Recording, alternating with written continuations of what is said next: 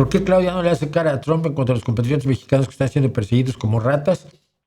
Porque no le va a plantar cara nunca.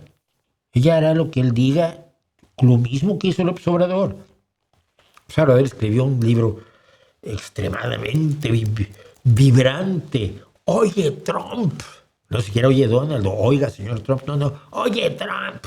Donde decía que era lo más antiimperialista del mundo y que México era independiente y que los iba a... Y el primer día que Donald Trump lo llamó, oye, por cierto, necesito que pongas 18,000 soldados en la frontera. Sí, como no, voy a hacer la Guardia Nacional y se los pongo. ¿Alguna otra cosa, señor? Sí, lámeme el zapato que está sucio. Sí, señor.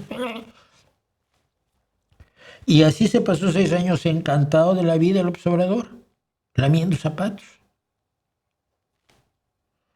Y ya lleva 1 año y pico haciéndolo con mucha eficacia, Claudia.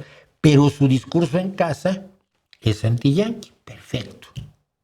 Oh, Trump, México es soberano. Sí, ahí toda la gente le aplaude. Ay, somos soberanos. Y entonces, pues, como nuestro sistema de justicia no puede procesar ni mantener presos siquiera a los grandes delincuentes medianos que pescamos, se los mandamos a Estados Unidos. Ay, es que soberanos somos. Sí, cómo no. Ay, me dijeron que a mí me parece que sería terrible para el pueblo cubano que le quitaran el suministro de petróleo, pero por otro lado podría ayudar a que caiga finalmente esa dictadura idiota que es la dictadura cubana. Pero nosotros seguiremos mandando petróleo hasta que... Oye, ¿qué dice Trump? Que ya no mandes... ya no mandamos, pero es que porque Pemex no quiere. En realidad, que la gente se lo crea me da absolutamente horror.